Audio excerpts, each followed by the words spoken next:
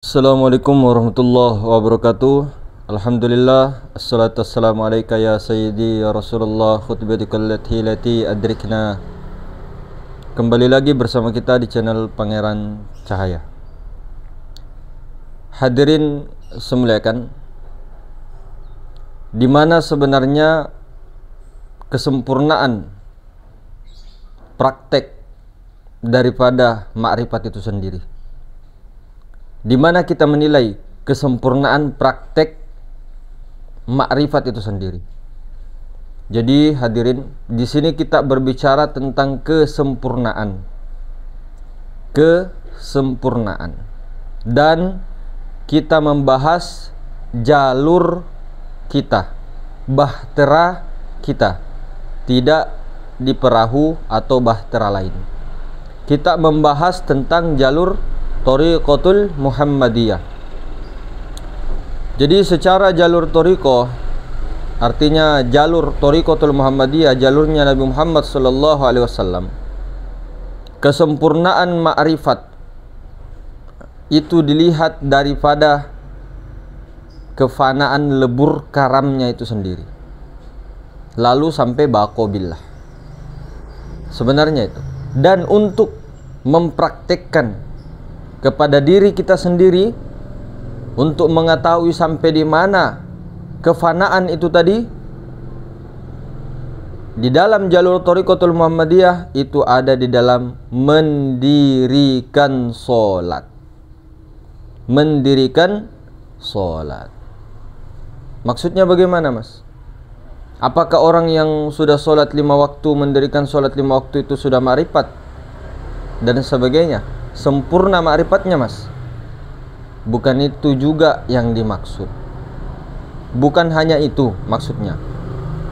Artinya begini, ketika seseorang itu salik mempelajari di dalam, misalnya kalau di pelajaran kita langsung musyahadah, penyaksian, menyaksikan benar-benar Allah Subhanahu wa taala, dan pernah fana, lebur karam kepada yang tiada berhuruf, tidak ada suaranya, kepada sir yang maha meliputi segala sesuatu. Dan untuk mengetahui kualitas kesempurnaan daripada kefanaannya tadi, itu ada di dalam praktek mendirikan sholat. Kenapa? Ketika seseorang mulai berdiri mendirikan sholat, disitulah godaan terbesar hawa nafsu, iblis dan lain-lain sebagainya. Ketika seseorang itu betul-betul berdiri dan dia berdiri akan dirinya sendiri, itu hawa nafsu. Hawa nafsu. Namun tidak apa-apa, jangan lemahkan juga iman seseorang bahwa percuma kamu sholat. Jangan seperti itu. Itu melemahkan imannya umat. Jangan. Tidak usah seperti itu. Ketika dia berdiri dalam sholat dan dia yang berdiri di situ, maka itu sholatnya, taruhlah saja proses ya. Kemudian yang kedua, sebenar-benarnya sholat itu apa? Hakikat sebenar-benarnya sholat itu apa sebenarnya? Kalau dikatakan memang kalau bukan menyembah itu terus apa? Ya jelas salah. Kalau kenapa dikatakan salah? Kalau bahasa menyembah itu seolah-olah ada patung berhala disembah. Bukan. Jadi sholat itu adalah terhubung sampai. Siapa yang sampai? Rasulullah. Hamba. Jadi Rasulullah itu yang sholat. Rasulullah sholat menyaksikan Allah. Ini secara tauhid. Secara tauhid, Rasulullah yang sholat menyaksikan Allah. Itu hakikat sholat. Kalau sebenar-benarnya ma'rifatnya, aku menyaksikan diriku sendiri. Aku menyaksikan diriku sendiri. Bukan kita menyaksikan batang tubuh. bukan kita menyaksikan batang tubuh itu Allah. Nah, itu lagi jadi kaum musabbihah, mujassimah. Bukan. Jadi hakikat solat adalah penyaksian. Sebenarnya solat ini adalah praktek di dalam ilmu dua kalimat syahadat. Dua kalimat syahadat itu prakteknya ada di dalam mendirikan solat. Dan mendirikan solat ini juga dikatakan tiangnya ad-din. As-salatu imaduddin. Tiangnya ad-din. Tiangnya tauhid. Penerapannya, prakteknya. Itu. Kenapa? Di situ ada dua kalimat syahadat. Solat masuk. Kalau solat di dalam saat mendirikan solat. Kalau terhubung, kalau dia sampai, itu namanya solat. Yang penting tetap aja mendirikan solat, tetap aja. Meskipun belum sampai solat yang diterima dan sebagainya, tetap aja. Cuma jangan begitu-begitu terus. Artinya ada peningkatan lah. Jangan juga dilarang orang. Tidak bagus begitu, melemahkan iman. Umat-umat banyak, iman-iman orang kamu lemah-lemahkan. Kemudian yang ketiga, hakikat puasa juga di situ. Nah, jadi menahan penglihatan kita, bahkan hati kita, perasaan kita, pikiran kita, pendengaran kita, dan sebagainya. Menahan semuanya, indera-indera. Nah, itulah puasa juga ada di dalam solat. Menahan makan, menahan minum di situ juga, di dalam solat. Bahkan menahan pembicaraan-pembicaraan selain daripada bacaan-bacaan dan gerakan solat. Bahkan di dalam pikiran dengan perasaan, bisikan-bisikan di dalam pun haram. Mengingat istri yang halalnya itu halal, itu haram di dalam solat. Mengingat istri itu halal sebenarnya, namun ketika di dalam solat jadi haram. Apa-apa yang di luar solat dihalalkan oleh Allah Subhanahu wa Ta'ala, itu diharamkan di dalam solat. Makan dihalalkan, tapi diharamkan di dalam solat. Nah, begitulah seterusnya. Kemudian di dalam solat itu ada zakat, hakikat menyembelih kurban. Saya tidak bisa terlalu bilang menyembelih di sini karena YouTube biasanya kadang ini menyekat kata-kata itu, konten sensitif dan sebagainya. Kemudian di situ ada hakikat haji. Hakikat haji musyahadah. Jadi sebenarnya hakikat semuanya ini sebenarnya itu adalah musyahadah sebenarnya. Dan puncaknya kesempurnaannya adalah fana, lebur, karam. Nah, disitulah diilati nanti di pas mendirikan solat. Pas mengangkat tangan Allahu Akbar. Nah, ketika Allahu Akbar terus masih pikiran lari kemana, perasaan masih kesana kemari, itu belum kesempurnaan di dalam solat. Kesempurnaan di dalam solat adalah fana billah. Fana billah, fana beserta dengan Allah. Fana, karam, lebur dengan Allah. Sehingga dia tidak ada lagi di situ. Tidak ada mungkin pikirannya, perasaannya di situ. Kalau masih ada ya tidak apa-apa, masih proses. Yang penting bisa memandang. Musyahadah masih mending lah. Karena sudah dapat hakikat solat, yaitu penyaksian. Penyaksian kepada Allah, musyahadah. Sudah mending lah. Bisa menyaksikan Allah. Jadi memang sebelum mengangkat tangan, ya, sebelum mengangkat tangan, ini inti-intinya saja ya. Tidak usah terlalu bahas banyak-banyak ini rukun-rukunnya, ini tidak terlalu. Langsung intinya saja. Sebelum mengangkat tangan takbir, di situ makanya itu peristiwa syahadat tauhid, asyhadu alla ilaha illallah di situ. Artinya pengakuan Rasulullah menyaksikan Allah di situ. Nah, kalau Rasulullah berdiri menyaksikan Allah sebelum takbir ini. Nah, Rasulullah SAW berdiri menyaksikan Allah.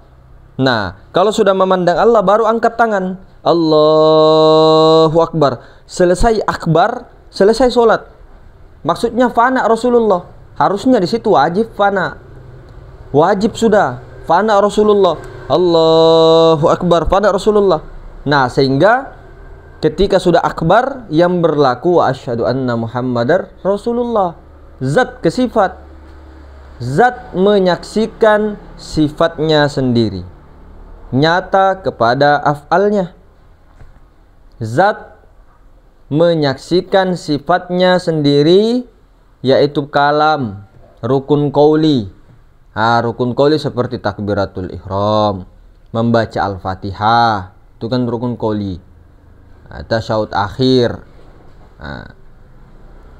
banyak dan lain-lain sebagainya. Rukun fi'linya, rukun fi'li, karena sifat itu belum nampak, Ahmad itu nyata kepada Nur Muhammad yang zohir, tuh batang tubuh, af'al. Jadi Allah Subhanahu wa ta'ala menyaksikan ketunggalannya sendiri.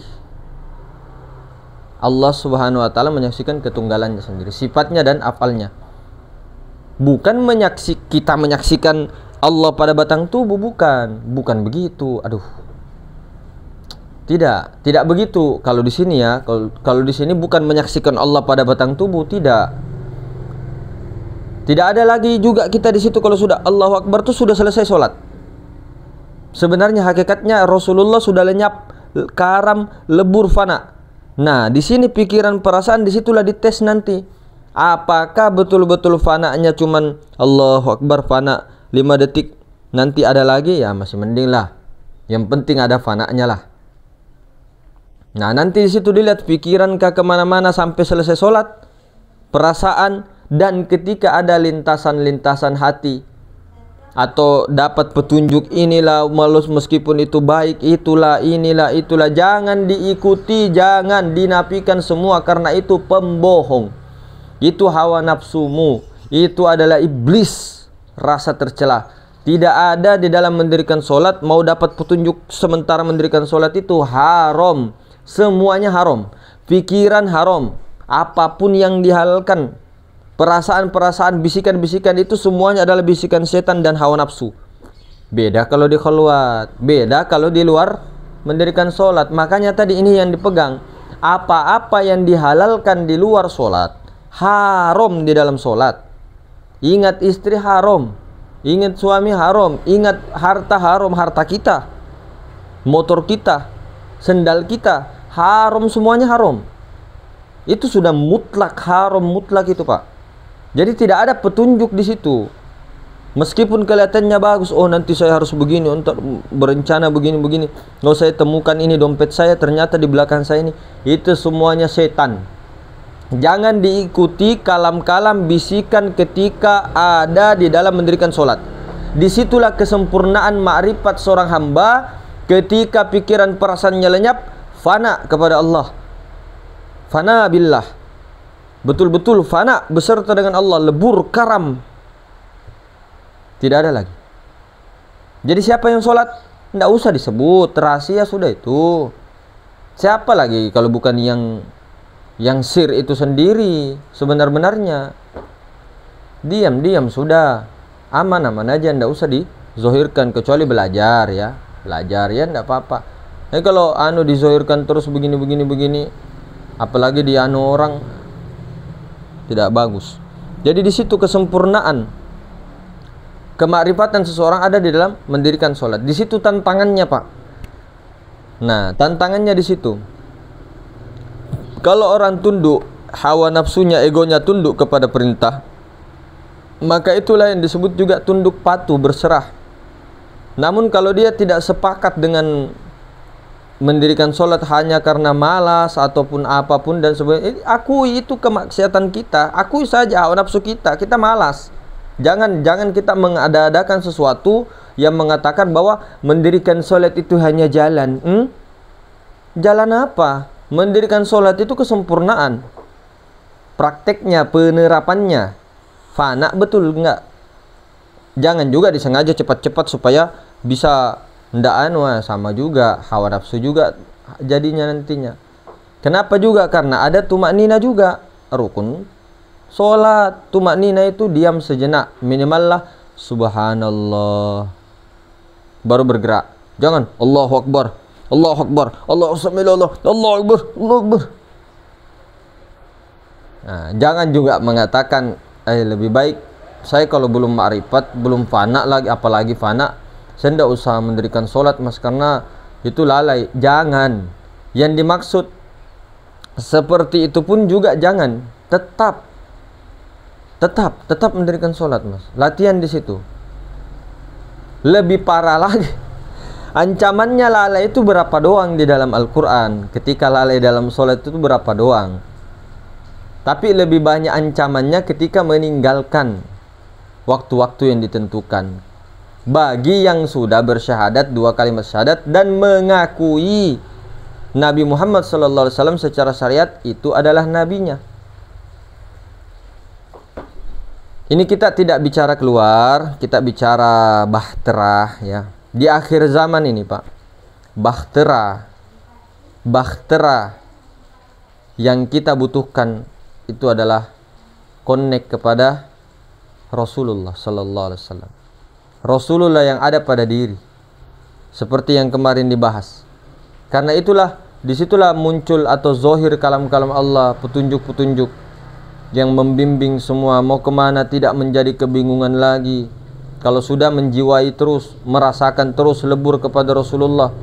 Kenapa kita masih bingung? Karena kita itu terlalu banyak mikir, terlalu banyak kesana kemari mencari alamat. Namun yang kutemui bukan dirinya sayang, yang ku terima alamat palsu. Sebenarnya makrifat ini yang dulunya gampang, simple, padat dan jelas. Yang penting teorinya tahu, ilmunya tahu ya, prakteknya tahu. Selesai. Ilmu-ilmu zikir, ilmu rakam, ilmu amsal semua itu adalah untuk orang-orang yang ingin mengkaji lebih dalam. Ketika sudah paham 2 kalimat syahadat. Ketika sudah paham Allah Subhanahu wa taala dan hakikat Rasulullah. Ini lucu. Kita masih bingung. Padahal kita sudah mengaku, saya sudah paling ma'rifat, saya sudah bersyahadat ini. Kalau sudah bersyahadat secara tauhid dan Rasul, ngapain bingung lagi di dalam mendirikan sholat, di dalam berpuasa, di dalam hakikat ini, di dalam musyahadah, di dalam perjalanan dan sebagainya. Tidak ada lagi kebingungan. Dan sudah nyata senyata-nyatanya, malah sering ditunjuk-tunjukkan, kita tunjuk-tunjukkan, sering pakai kode sebagai macam. Tidak bisa dibantah. Maha suci itu tidak bisa dibantah. Kalaupun orang-orang yang membantahnya itu pasti tidak lama pasti dapat tidak baik. Karena kenapa? Itu mendustakan Allah. Maha suci yang jelas-jelas terang, meliputi segala sesuatu, bukan di dalam. Tapi kita semua di dalamnya maha suci, di dalamnya Allah Subhanahu wa taala, di dalamnya maha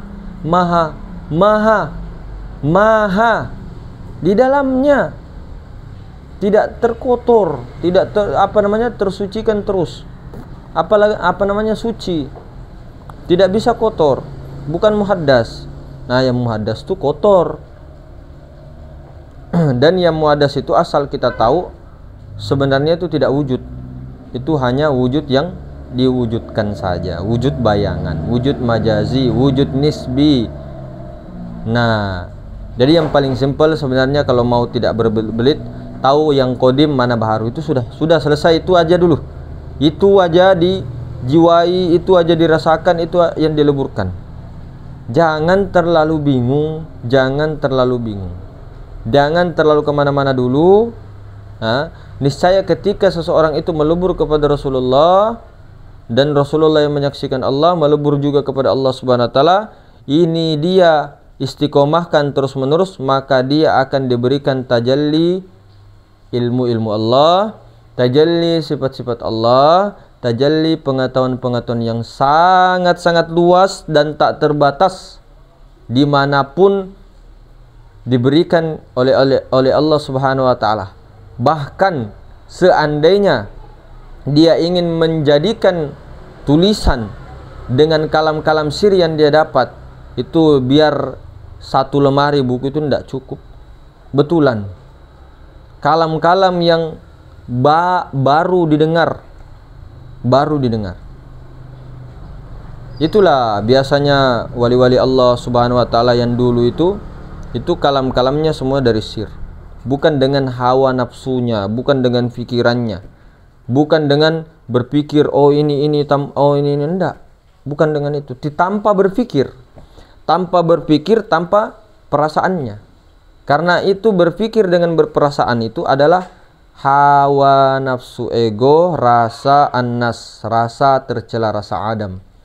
Nah, kalau beda dengan nafsul mutmainnah, itu rasa Rasulullah, itu Rasulullah yang langsung betul-betul Rasulullah yang berkehendak. Nah, kehendak Rasulullah ini tidak pernah menyalahi kehendak Allah. Kalau kehendak Rasulullah menyalahi kehendak Allah dan syariatullah, jangan diikuti. Pembohong itu. Dan kita itu juga tidak bisa juga kita terlalu berpegang hanya di ini saja ya, di apa namanya, di syariat saja. Hakikat juga perlu, batinnya juga perlu. Karena kenapa begini? Memang seseorang itu harus ada mapnya juga, dalil kitab Al-Quran dan hadis. Ketika dia mendengarkan suatu bisikan dikiranya benar, ternyata salah, lihat syariat. Ya syariatnya, oh iya, oh syariat hukum-hukum. Oke, memang begitu memang. Tapi begini, ada suatu masa ketika kita pergi di tempat atau di kampung orang misalnya, ya kalau ada Rasulullah kan cahaya pembimbing di diri itu aktif kan, memberitahu kepada jiwa, memberi pengajaran itu, oh jangan ke sini, oh kamu ke sana itu ini, oh nanti kalau kamu makan itu jangan dimakan. Nah, kelihatannya makanan itu baik, kelihatannya baik, halal, ternyata pas dimakan racun. Ternyata ada orang yang mau racun kita. Wallahu alam bisawab. Nah, Nur Muhammad Rasulullah itu tugasnya untuk melindungi juga, membimbing juga, tidak hanya di dalam ibadah, tapi dalam kehidupan sehari-hari, di dalam petunjuk-petunjuk segala apapun. Cuma tetap hati-hati. Orang-orang yang sudah mengenal Muhammad Rasulullah, Sayyidina Muhammad Rasulullah, itu sebenarnya perlu tetap istiqomahkan dulu. Istiqomahkan. Karena dikhawatirkan memang hawa nafsunya, lupa dia. Lupa.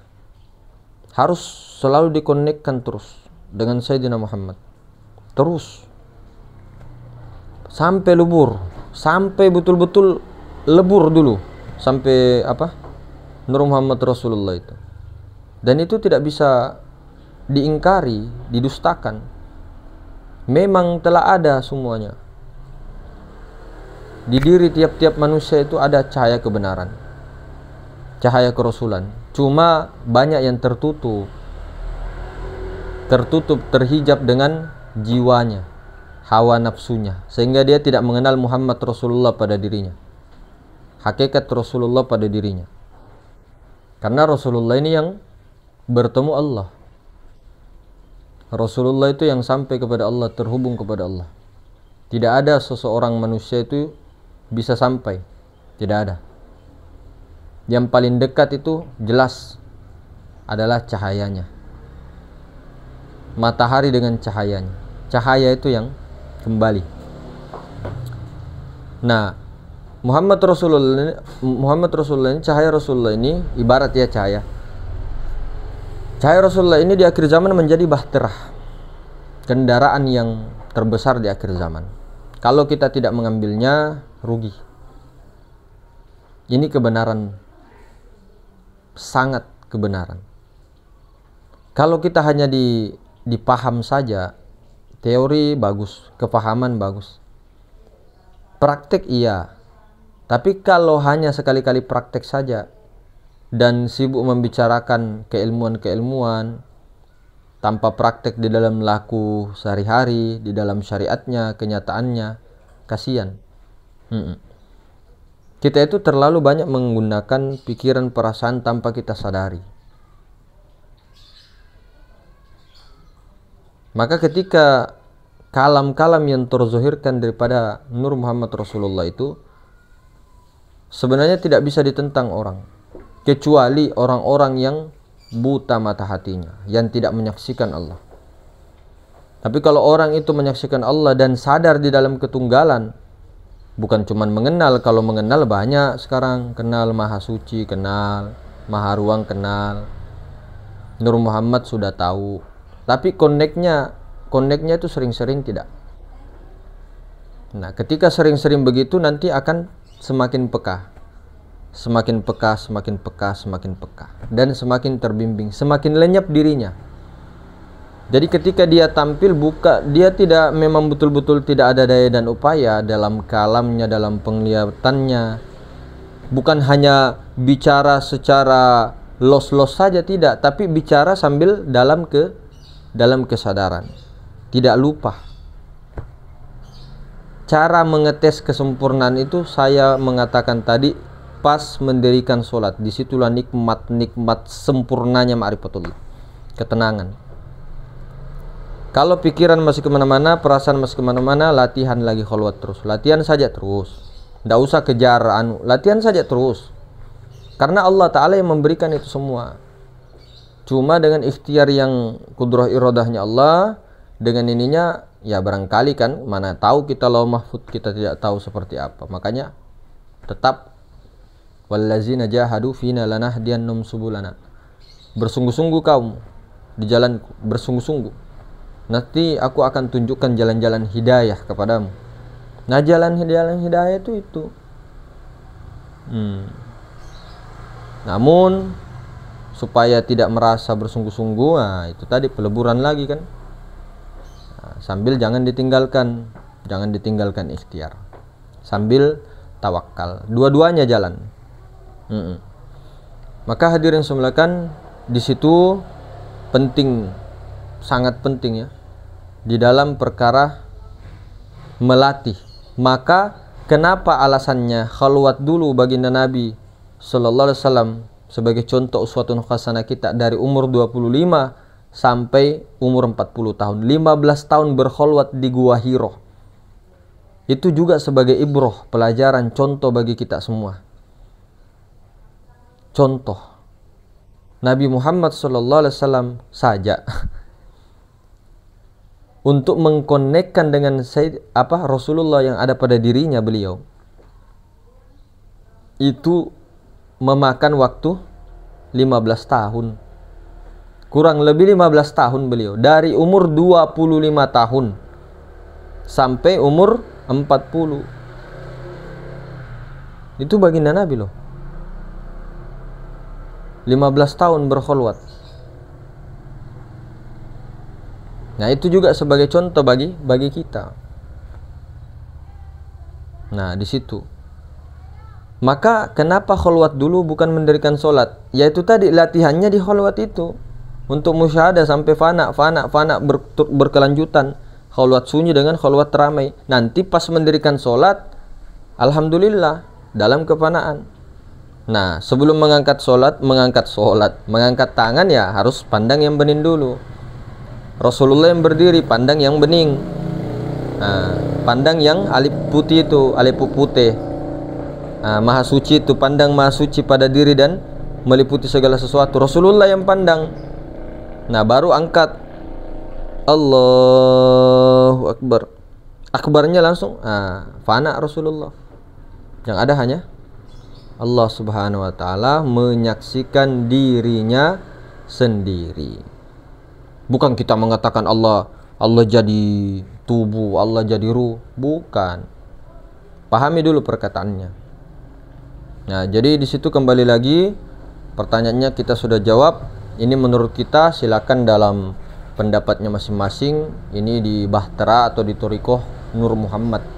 Thariqatul Muhammadiyah mengikut Nabi kita, Nabi Muhammad sallallahu alaihi wasallam, yaitu Nabi akhir zaman dan Nabi yang paling sempurna, paling dirahmati oleh Allah Subhanahu wa taala, uswatun hasanah kita. Terserah mau pilih yang mana. Kalau kita itu pilih harga mati manusia idolaku Nabiullah Muhammad, kan ada lagunya itu. Nah, mengidolakan Nabi Muhammad SAW banyak orang yang menentang, apalagi sekarang ya. Marak-maraknya pelaku yang mengaku ini, mengaku itu dan sebagainya. Tapi kalau mengidolakan Justin Bieber, Cristiano Ronaldo, aman-aman aja itu. Mengidolakan Ariana Grande, aman. Tapi kalau baginda Nabi sulit. Hanya orang-orang yang kuat hatinya yang bisa bertahan. Nah, padahal kita tidak pernah menghina-hina yang lain, tidak.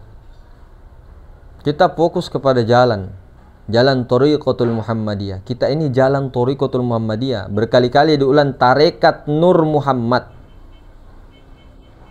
Secara syariat, secara hakikat, ikut Nur Muhammad Rasulullah sallallahu alaihi wasallam. Kemudian ya, kita tidak bisa mengatakan bahwa kita ini sudah paling sempurna merasa, tidak. Tetap berkholwat sunyi-sunyi, tetap berkholwat ini, tetapkan seperti biasa. Musyahadakan aja terus, di luar musyahadah terus. Tidak usah kejar panaknya, bingung. Terlalu banyak berpikir nanti akhirnya hawa nafsu, akhirnya membuat semakin dirimu bingung, jadi beleng-beleng. Sudah, fokus saja dulu di musyahadah, rasakan, jiwai Rasulullah. Nah, kalau masih bingung Rasulullah, langsung rasakan maha ruang itu. Rasakan maha suci itu. Nah, yang rasa itu, yang mensyuhudkan itu, yang menyaksikan maha suci itu adalah Rasulullah. Itu rasa sejati. Jadi rasa sejati yang menyaksikan Allah Subhanahu wa taala. Itu masih belum melihat ke maha suci yang sangat terang, yang sangat tampak nyata sekali, lebih nyata daripada matahari. Tidak bisakah dibuka hatinya? Ini spek-spek ya. Artinya perbanyak istighfar kalau masih belum paham tentang maha suci Allah yang meliputi segala sesuatu itu, yang sangat jelas dan berkali-kali dikasih kode perumpamaan. Barangkali mungkin kita ini terlalu banyak hawa nafsu, ego, loba dunia, meskipun itu kelihatannya kita merasa baik, bersedekah dan sebagainya. Banyak-banyak tawassul, banyak-banyak istighfar, supaya kita diberikan ini nikmat lagi, bukan mencari nikmat, diberikan berkah Allah Subhanahu wa taala, berkah Rasulullah, semuanya. Nah, jadi begitu hadirin sekalian. Assalamualaikum warahmatullahi wabarakatuh.